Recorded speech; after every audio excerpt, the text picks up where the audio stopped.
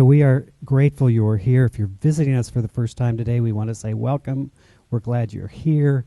I want to let you know there will be no altar call, but we do want to make sure that you got a visitor packet and found out a little bit of us, and we'd love to find out a little bit more about you. Also want to make you aware that we do have a ministry of prayer. It's always our privilege to pray with and for you, and that's located in the lobby, or you can also submit prayer requests online at unityofcharlotte.org. So there are many wonderful things. It seems like more and more coming all the time.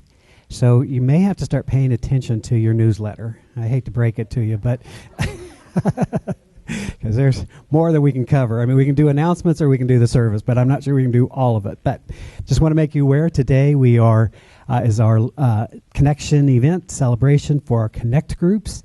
You'll see in the Cafe Unity, there are sign-up sheets for the various Connect groups that are meeting at various locations around our area. This season, this 8-week series, will go deeper into the power of intention and how does one hold an intention and move that into action and into fulfillment. So we're very excited about that, very grateful for that team.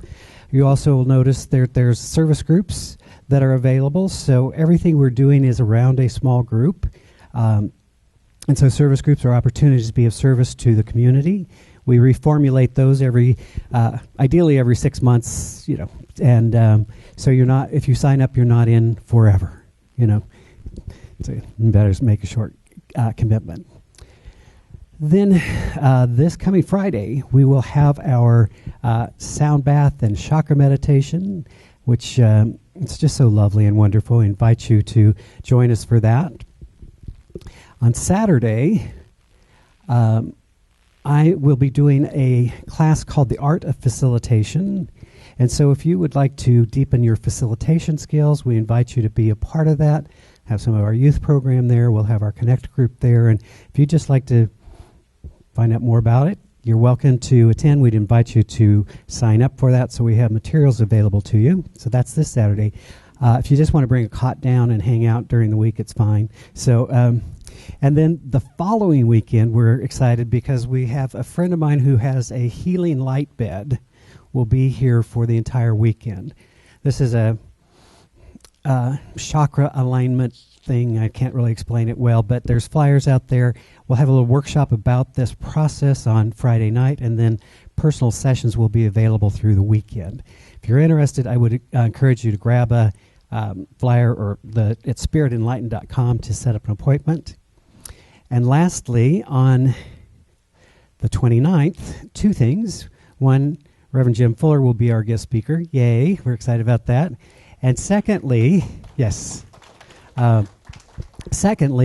we are now moving into the next phase of our small group connection groups. And so this is what we call our ministry groups, compassionate care ministries. And so that is represented by the Healing and Wholeness group. So our first informational series will be on the 29th. Barbara Rolfe will guide you through that, explain what that's all about, how you can be involved.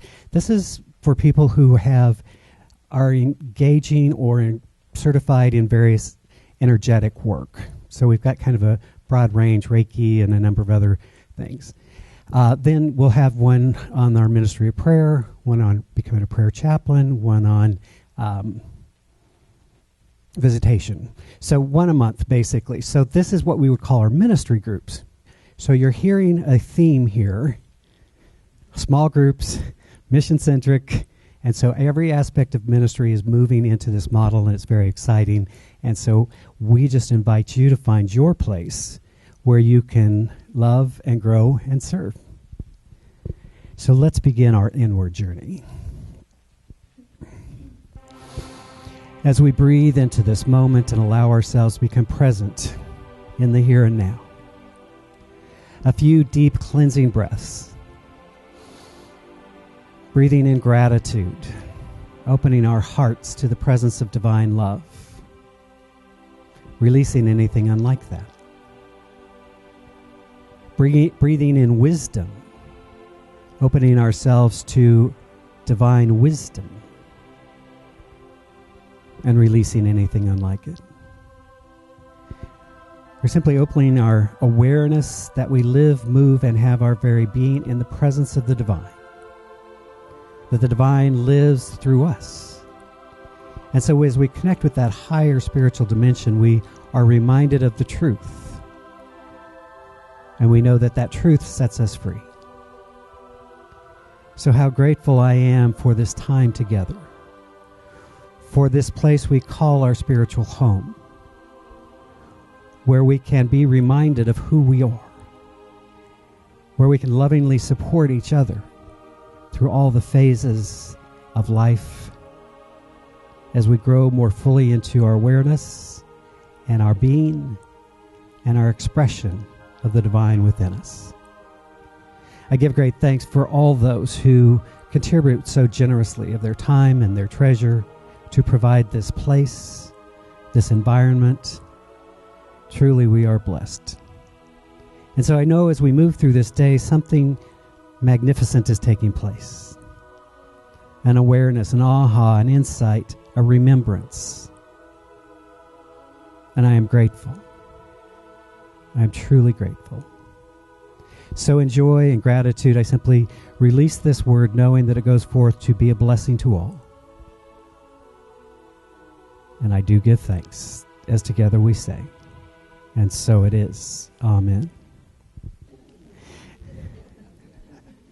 It seems to be a fairly universal thing that metaphysicians are not good at mathematics. So,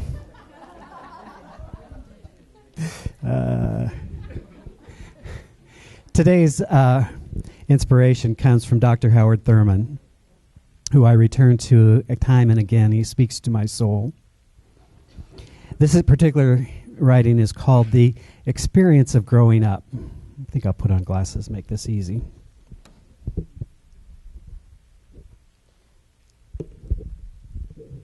Oh, wow. Much more.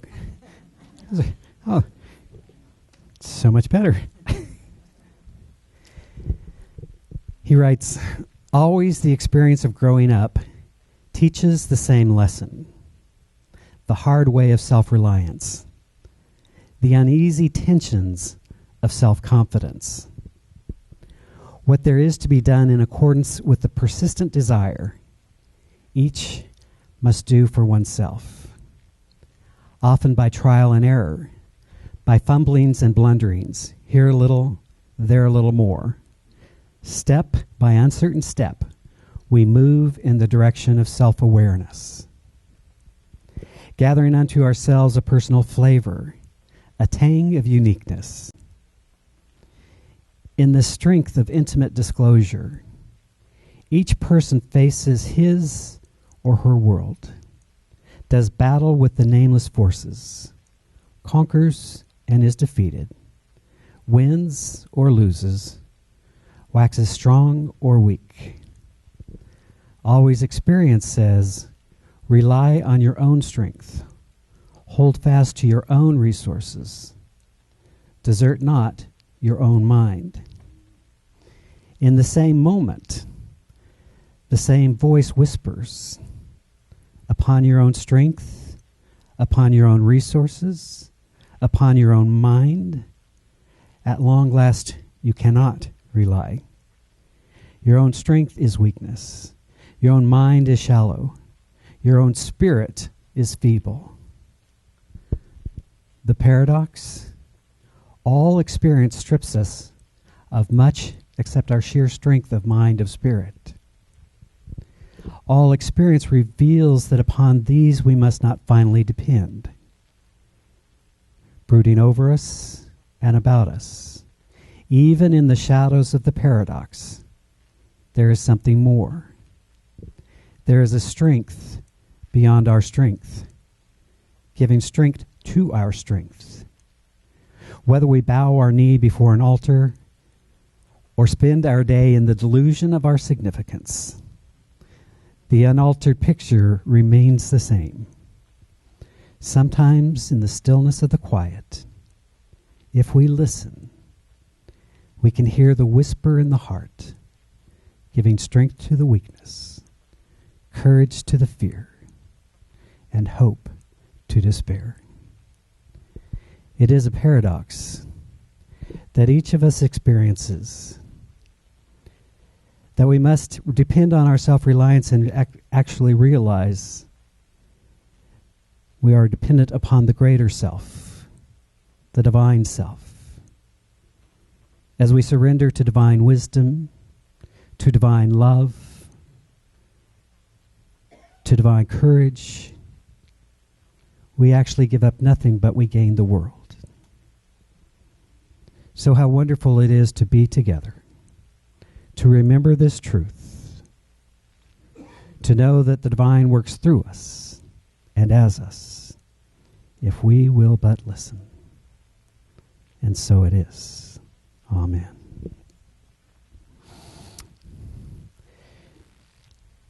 So we have a special guest musician today. Many of you would know her from the back. And today you get to see her beautiful face. So delighted to have our grand diva of the choir, Patricia Carr.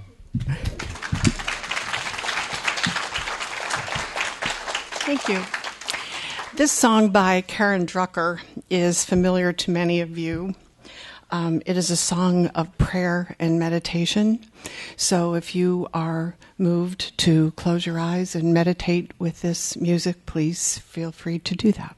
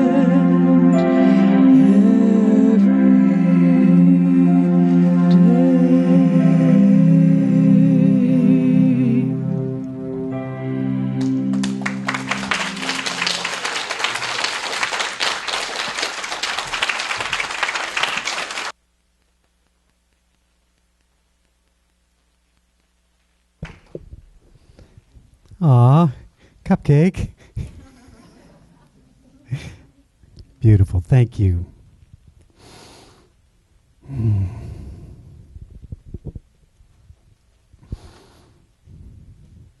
So we are in a series about service. And I've been reflecting on what the heck does that mean?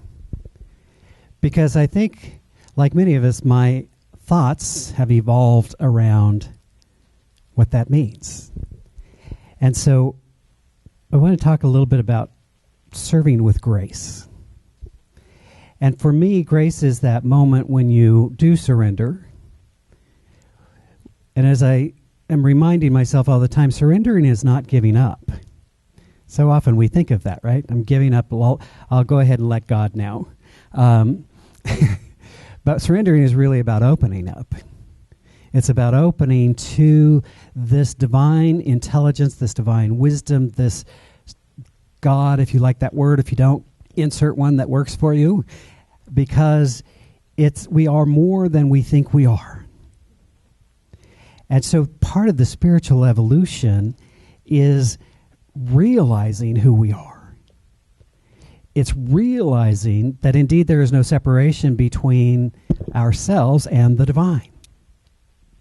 Many of us grew up in different traditions from that, where we sort of tried to connect with God out there on a cloud somewhere, and with a little luck got some kind of intervention to straighten things out in our lives. But more and more, as we're on this journey, we realize that this divine, whatever we choose to call it, this presence, this power, is everywhere present, is always available. It is the thing that causes our heart to beat and our lungs to breathe and all of the things within our body to take place. It's the thing that causes all things to be. And so it is written, closer than hands and feet, nearer than my breath. So our spiritual journey, for me anyways, has been about letting go of an outdated concept and opening up to this idea that in the presence I live. In the presence I have my being. And in the presence I can co-create with the divine through my own awareness and my own understanding and my own consciousness. Now, it didn't start happening because I had the realization that's how it worked. It was always happening. But what I didn't realize is that this creative process is always taking place and is conforming to your belief. And so when my belief system was limited, was negative, was unhealthy, the divine presence created through that for me to provide circumstances and situations that would conform to my belief. Isn't that amazing? Yeah, like I'm co-creative. Look at me, creating disaster and chaos in my life. You know, I was good. I got to say, I'd really created some kind of chaos from time to time. So it wasn't being punished, nor is it being rewarded when we get it right, but rather it's just the out picturing of life itself. And so when we start to realize that, and we start to deepen in that, and we start to give thanks for all of the blessings in our lives, even those blessings that appear to be pre-blessings, right? Even those things that seem to be challenging us, seem to be making us uncomfortable. Those too are blessings.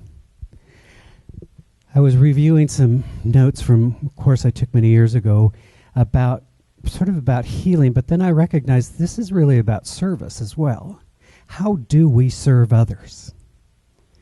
And so, like so many things, there's stages, there's levels, and the first level we might call rescuing. Let me handle that for you, right? I'm sure, I want you to take notes because you're going to know some of these people. And when you run into them, I want you to be aware that you'll have insight and information to share with them. I realize none of this applies to any of you, but it's nice to know these things, right? That idea of rescuing, of saying, oh, you poor pitiful thing, let me fix it. I always joke with my mom about I tell her, it's like, it's the weirdest thing. I was 18 years old and moved out of the house before I realized beds don't make themselves. It was an insight, because I left in the morning, messy bed, came home in the afternoon, made bed. It was like, wow, look at these magical beds we have, right?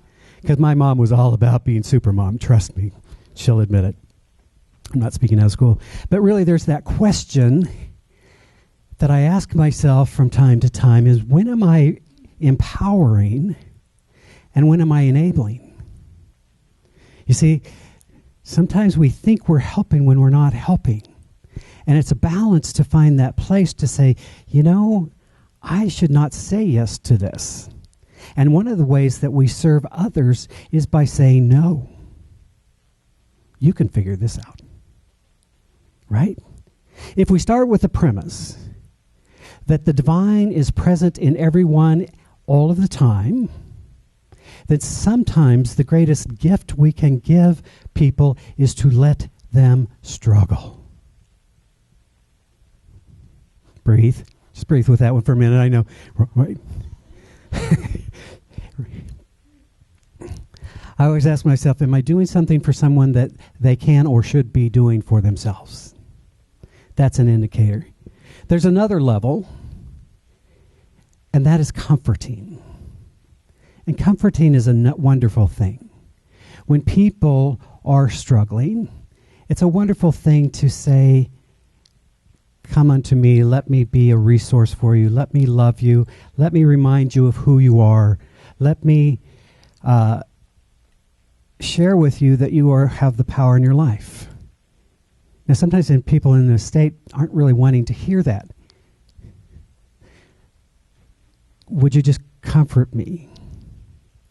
You see, one of the things, it took me a while to realize this, but the average person, I realize nobody is average here, but the average person wants to be comforted, not to wake up.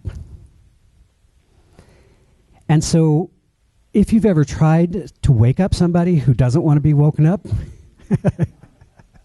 you realize they're pretty committed, right? They're pretty committed. So sometimes part of my journey has been to recognize, who am I going to work with? Who am I going to serve? Who am I going to help? Because it's not good for me or the other if they don't want to be woken up and I want to wake them up. We both just end up frustrated, right? So we look at that. Comfort is a beautiful thing, and we should be of comfort to others. But we can also take it to another level, and that's sort of that motivational level. Now, this can come from ego, just be aware.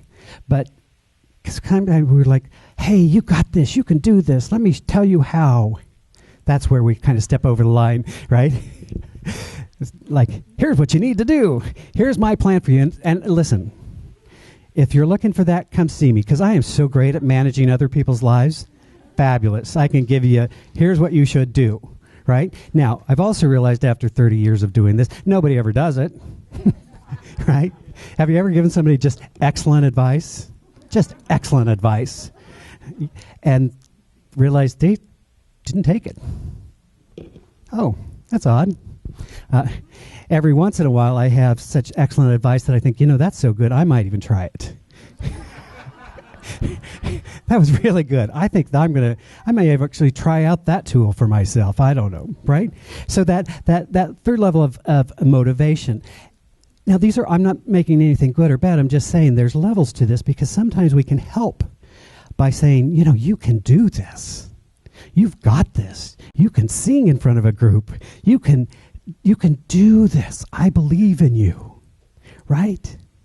It will still be uncomfortable, but I believe in you. In fact, one of the great gifts that I was given somewhere along the line was somebody said, if our belief is what helps us to conform our world, and I can't quite conceive or believe of a greater reality, I say, borrow mine. Borrow mine until you can develop it for yourself. I believe in you. I see who you are. Believe, you can borrow a little until you can see that and experience that for yourself. Some version of that fake it till you make it idea, but it's really about embracing that larger concept, embracing something greater. So we can serve each other in many ways. We can serve by shedding light. We can serve. Sometimes people need to be rescued. You know, there's the old phrase, we've all heard it 100 times, that, you know, if you teach a person to fish, they'll eat for a lifetime. If you give them a fish, they'll eat for a day. But sometimes people need a fish. You know, sometimes what they need right now is a fish. And so let us give that to them as we begin to take the next step, right? That is not the solution. But it's hard to listen if you're hungry, right? So sometimes we are operating at that level. Let me help you get to the next level. Then let me comfort you. Let me nurture you. Let me help you understand who you are. Let me help you, if you are willing, wake up. Then we say, as we move beyond that to that motivational type of help, I believe in you. You can do this. It's exciting. You've got this. We realize that the answer is about being. And that is, we're teaching this. What we're teaching is what people already know at some level for themselves. Right? People know this at some level for themselves. Why do we come to church over and over and over? We know this. You know, it's not like Marty's bringing down the tablet going, oh, you never heard this stuff before, right? But that opportunity to come back together and to be reminded and to go, oh yeah, because the world may have a way of helping us forget.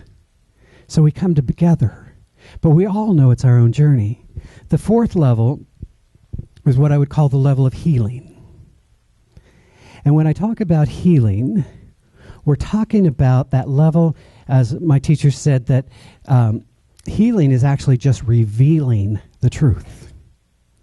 You see, when we're healing, when we're doing our healing work, we're not zapping people with some kind of mojo, right?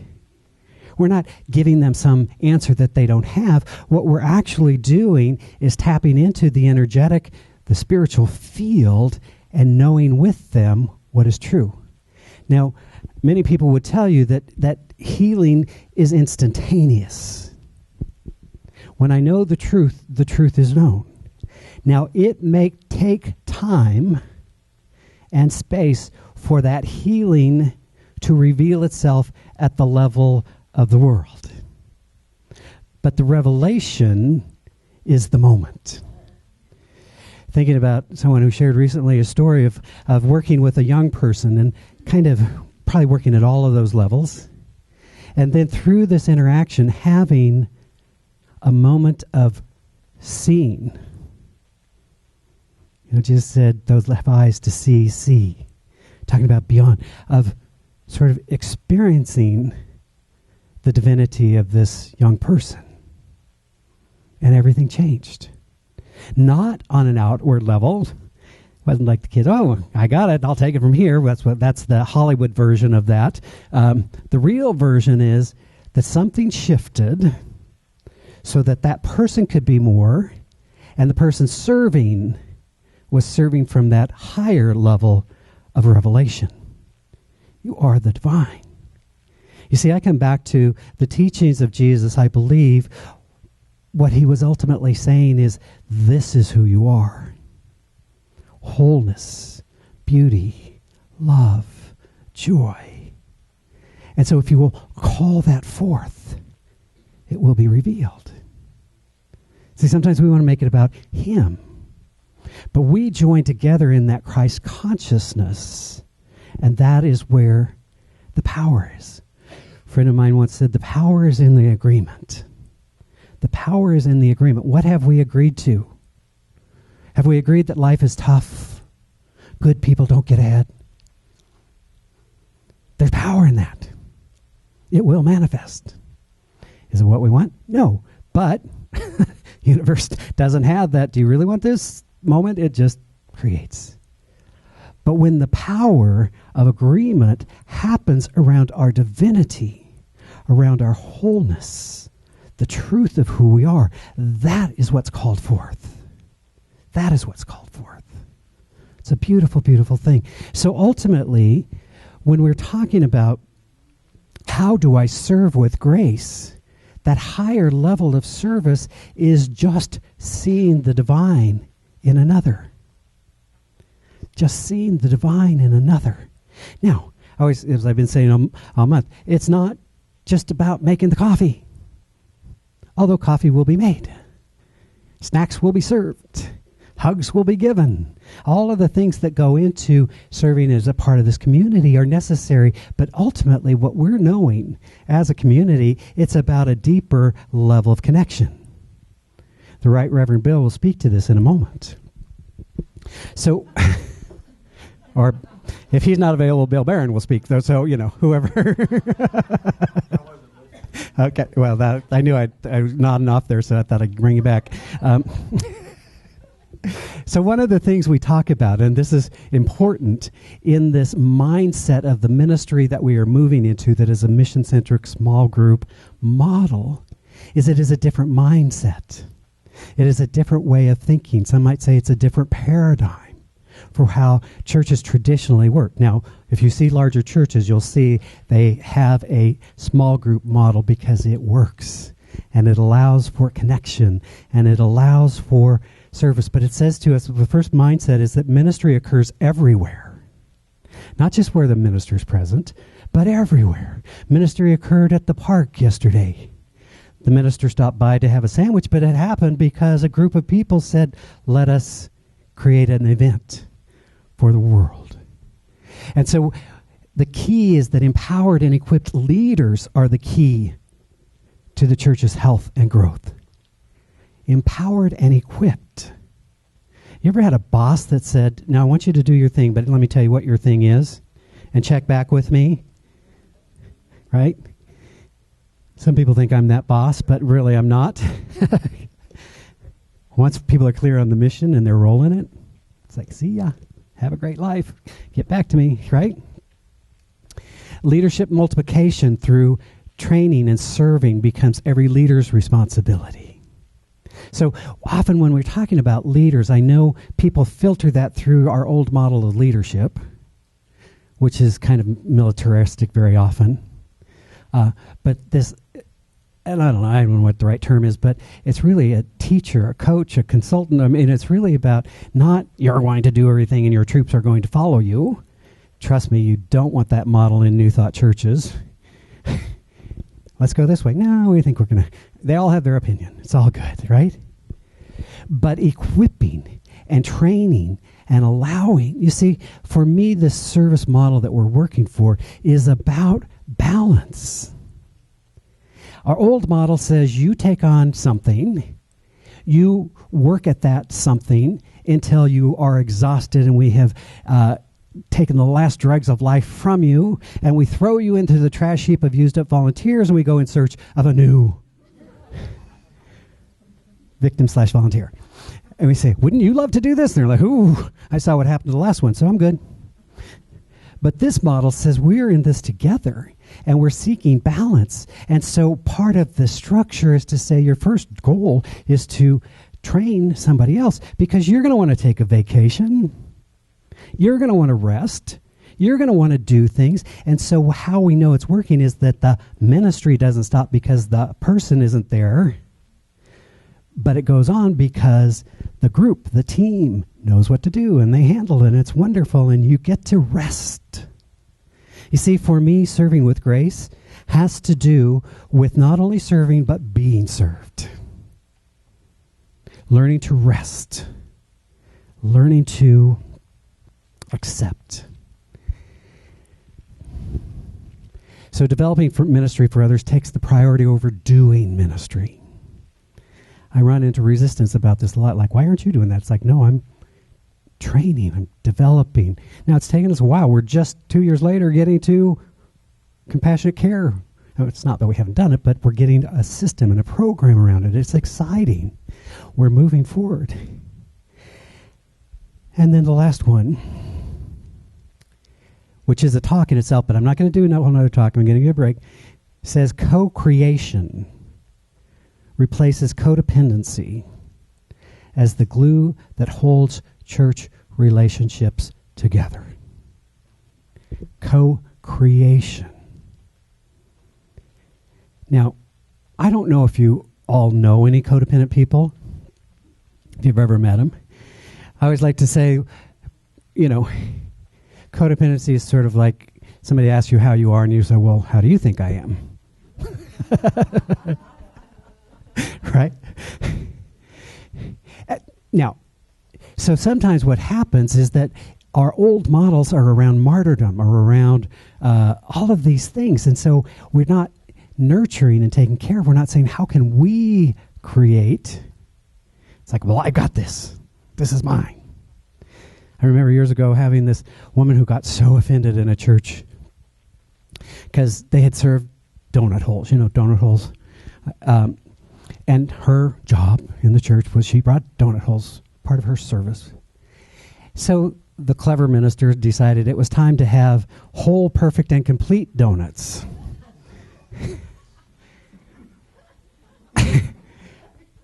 Donut hole lady got her feelings hurt, right? Now, so it's just one of those things. It's like, no, we love you. But if you want to take a day off, we can all have whatever, right? So it's just this funny thing. That's what happens, though, when you start looking at those ways that we avoid conversation as opposed to having authentic, heartfelt conversation.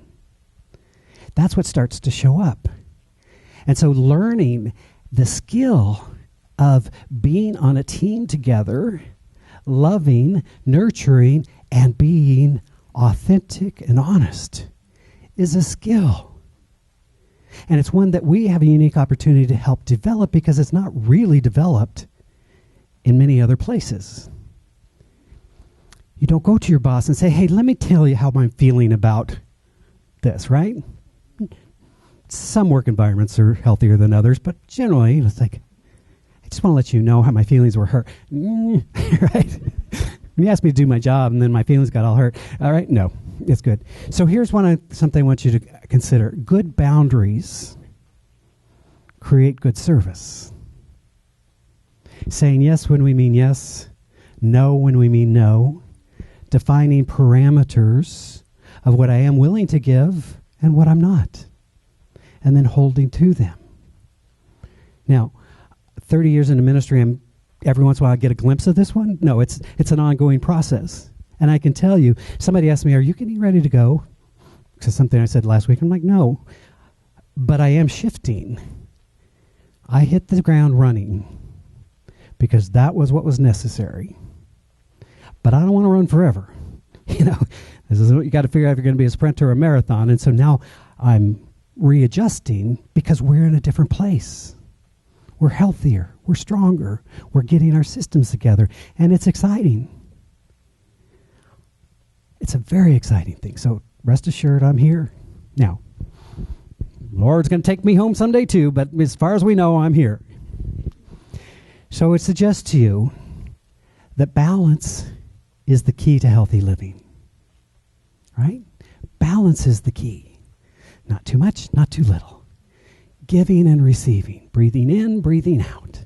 Serving, being served. All of those things are how we stay in the flow of life. And if we find ourselves too far on one side or too far on the other, it's an opportunity to come back into what I like to call the Tao, the middle way, which is what that symbol is all about for me. Am I open and receptive to receive my highest good? If all we do is give, there's not room to receive. And if all we do is receive, we haven't embraced the magic of giving. Balance is the key. So one of the reasons I get excited about the model is I've watched myself, I've watched others do things that are not healthy in the long run. And then they get tired or they get exhausted or they get burnt out or something goes astray. It takes a lot of work. I don't know if you know, it takes some work to be a conscious human being. It takes some work to be a conscious spiritual being. We have to stay with the truth. And the truth is we are divine. And the more we can see that in each other, the more we bring that forward. If I started something with the idea that you are a divine being, I can have a more authentic conversation. It's not I'm a better divine being than you, so let me give you some advice. It's you are divine. I am divine. Let us co-create together. Let us see what we can create. For me, that's serving with grace. That's being open and receptive. So let's just leave it there. Let's pray together for a moment. As we simply open our hearts and our minds to what is, to the divine presence always available, to the presence of love, to the presence of peace, to the presence of joy, abundance, and understanding. We simply open and surrender to that. We allow the divine light to show through us, to be a blessing to all. And so we give thanks this day for all of these blessings. I bless each person here. I bless what is unfolding through us. I know the truth, and the truth is wholeness, and that wholeness expresses itself as health, expresses itself as well-being. I know the truth that we are abundant beings right now because we exist in divine flow, and so graciously we give, generously we receive, and we participate in the flow. I know that indeed love is the only reality. And so I forgive myself, we forgive each other, as we allow greater love to be expressed through us. We give thanks for all of these blessings. And we know that as we deepen in this awareness, life unfolds easily, joyously, lovingly, and in a fulfilling way. And it is good. So we bless this community. We extend a blessing to the world. We bless all people everywhere. We know the oneness, the brotherhood and sisterhood of humanity. We hold the vision for a planet at peace and a world that works for all.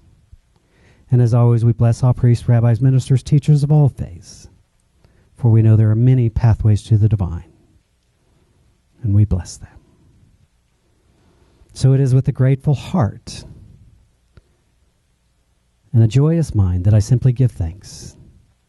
And I know that through the power of the living Christ, this word goes forth to bless, to heal, and to prosper.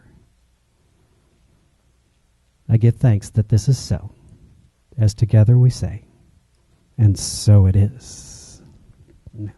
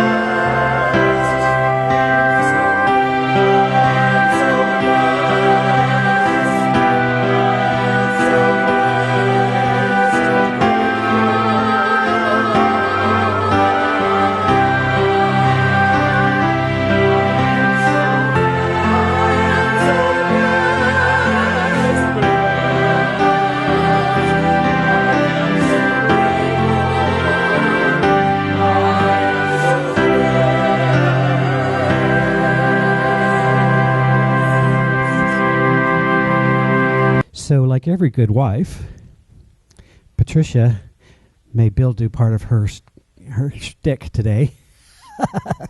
No, I want to invite up the Right Reverend Bill Barron to share with you for a moment about the power of groups in our ministry. Bill, I need you to do something for me. Could you just hold that for me for 1 minute? Thank you.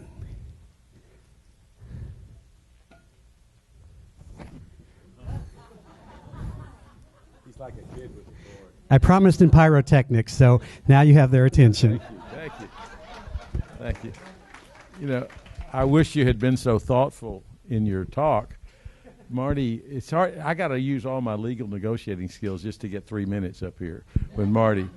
But I was concerned because I had like 30, 40 minutes of things I wanted to say and all this stuff, and it's always harder to condense it. But he even solved that problem for me. He said 90% of what I was going to say already. So thank you, Marty. I appreciate it. And it causes me to really look at what the crux of what I want to say about connect groups and small groups. And it's interesting because I had evidence of it this morning. It was beautiful. What I'm really requesting you look at is I'm inviting you to look at what would it take for you to to participate at just, even if it's just 1 degree higher than what you have. So what would be at risk, for example, for you to do that? And this morning I had just a conversation with someone where I watched them go through what it would take for her to participate in a Connect group.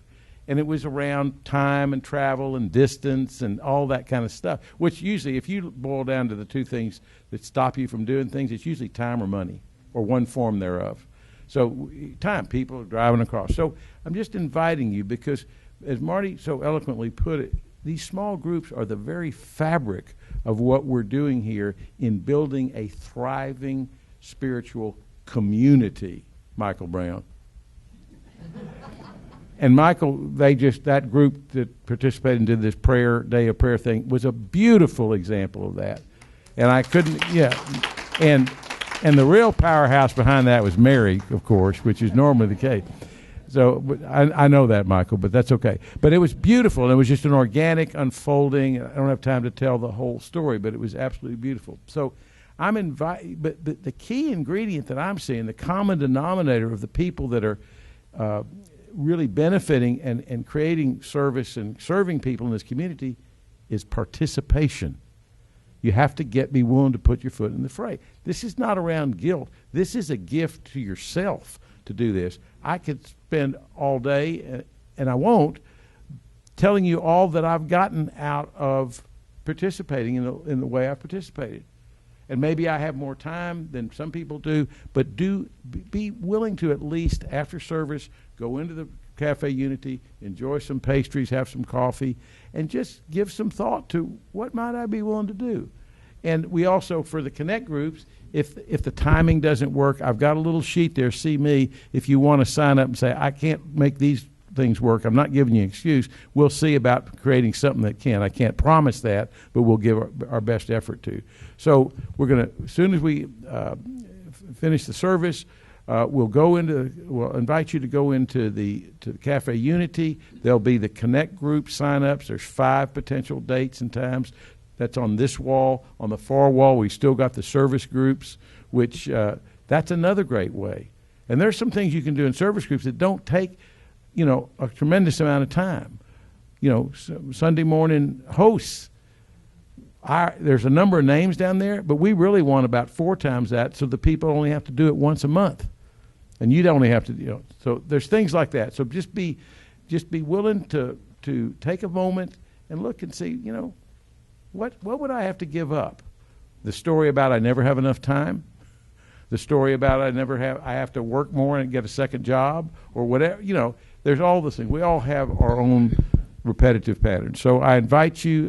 This is just. I echo what Marty said about we're at a very exciting time because we're seeing things come into fruition that we've been working on in one way or the other. Many of us have worked on for 2 years plus. And since the first night that Patricia and I took you out and got you drunk. Yeah, that was pretty much where it started. So thank you. I'll get down, and I really look forward to having a conversation with you out in the Cafe Unity. Give Bill a hand. Talk about somebody who has served. He has been so generous with his time and his energy. It's just remarkable. So, all right. Well, let's stand for our prayer of protection to sing the peace song, and then enjoy the beautiful snacks that the Connect groups have provided, and enjoy each other. If there's anybody else you didn't get a chance to say to, tell them they're a blessing in your life before you go. Together. The light of God surrounds us. The love of God enfolds us. The power of God protects us. The presence of God watches over us. Wherever we are, God is, and all is well.